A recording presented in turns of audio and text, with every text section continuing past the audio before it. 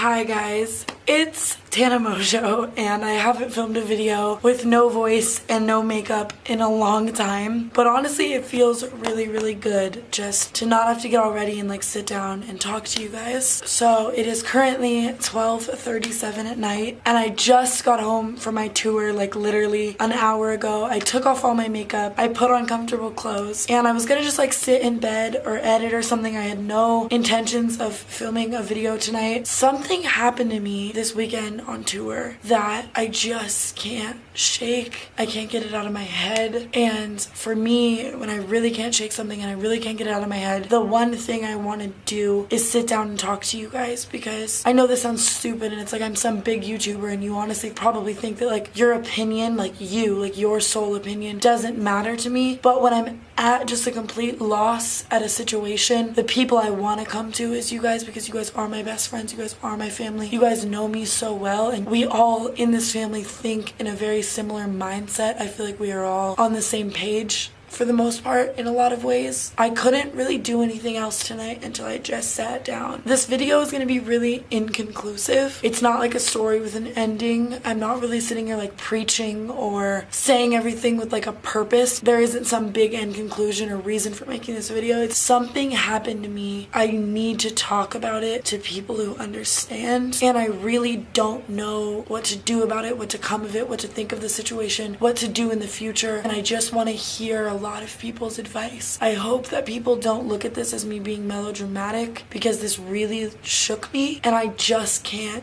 get it out of my head.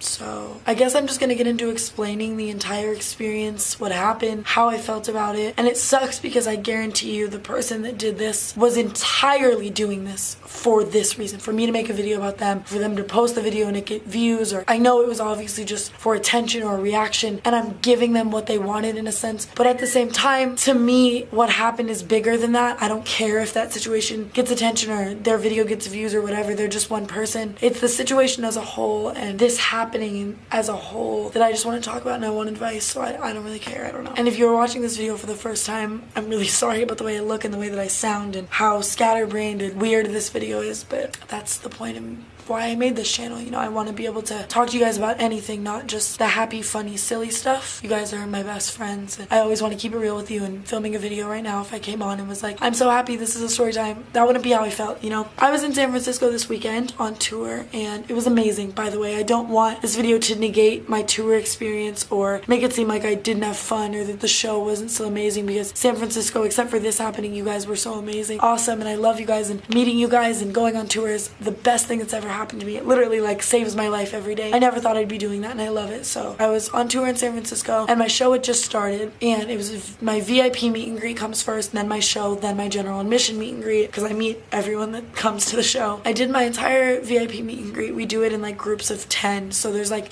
10 groups of 10 or something like that. I meet 10 people and then I hang out with them all for like 20 minutes, and then they leave and the next group comes in, and then it keeps going. So I'd done 9 groups and I was on the last VIP meetup group, and there's like 10 people. I go and I meet all 9. Like there was only one more person left that I had to take my picture and sign an autograph for before they went to sit down. So like basically I take the picture, I sign the autograph, the person sits down on a couch, and after all 10 people are seated, I walk around to all the people on the couch and I talk to them, hang out with them, I sign stuff, I take selfies, I take videos of their friends, whatever they want, you know. And so I met 9 people, and the last person was about to come in to meet me, and then they were gonna sit down and I would meet that whole group and hang out with them, you know. And so this guy comes in, he was wearing my merch, didn't look out of the ordinary at all, like just a tall, like cute looking, like normal guy, and he walks up to me and he has a girl following him with like a big DSLR camera, and that's super normal too. People always film me meeting them with like high quality cameras, maybe they want like high quality pictures or something. And he walks up to me, he kind of like locks his arm around me, like around my neck like this, and it wasn't like it was like a chokehold or anything. It was very like firm and like tight, like I couldn't have really gotten out, if that makes sense. I'll explain that in a second. He had me very like firmly wrapped around him, but people do that all the time. People get very excited, they're very aggressive, people hug me, they pick me up, they hold me, whatever, they grasp me firmly. I don't really think anything of it because I love you guys. Like I want a big fucking hug, you know? And that's another thing I guess that just scares me, because it's like, I don't know,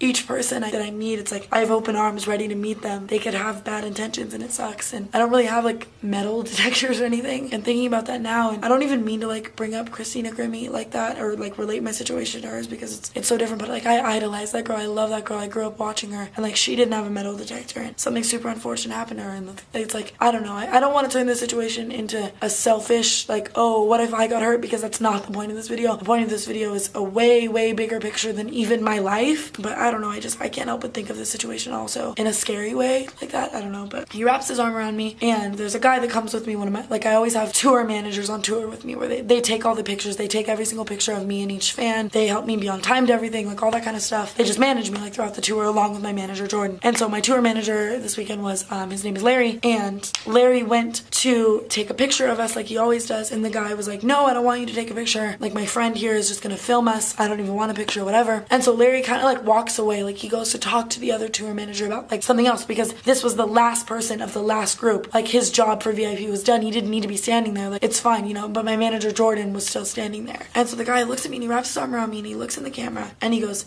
say, and it puts his thumbs up and then like blank, and he says the N-word, like hard R, N-word, like say N-word, like hard R, like smiling loud as fuck, like yells it, and then like looks at me and looks into the camera, like say N-word. Like I'm not gonna say it, that's not how I am. Please imagine like say blank, like yelling, thumbs up, arm locked around me. And I literally, like, I don't even know how to describe this moment to you guys. I never understood how people would feel in moments like that where you were scared for so many reasons, for your life, for other people's lives. And I may sound really melodramatic, and I don't want to sound melodramatic, you guys. I don't, because I understand that worse things happen to people all the time. I understand that I am an overdramatic person. I understand I'm overdramatic in my stories. And I also, to play like devil's advocate, I get that just because worse things happen to people doesn't mean that my situation isn't valid, but I just don't want people to think I'm overdramatic. I'm genuinely just explaining the situation for like how I felt and what happened, and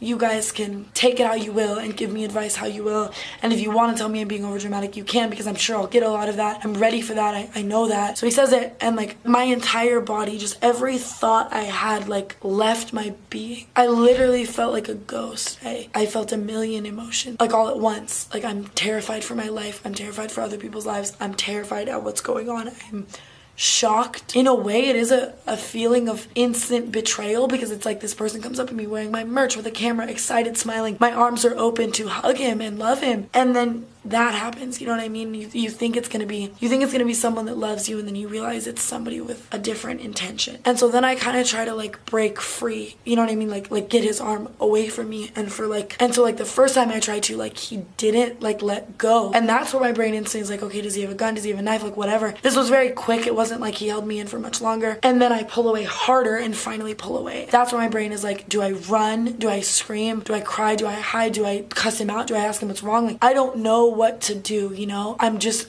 terrified. I'm flabbergasted. I'm freaking out. And he's just looking at me like with the creepiest, most terrifying smile. And like the camera girl is just looking at me like just dead in my face, like waiting for like my reaction. I don't know. So I walk away and I'm like, that's not cool. This isn't cool. Fuck this situation. Fuck this. I storm off. Another thing that really fucked me up is that like 9 other VIPs that just met me were like sitting there. They watched the whole thing happen. All 9 of these girls literally went from like, I'm so excited to meet Tana, to like, because not only are they like probably also afraid for their lives, probably also afraid for this situation, probably also confusing what's going on, they're seeing me like break down at the fullest extent of breaking down. And nothing like hurts me more than breaking down in front of you guys, because I always want to be like your big sister and like no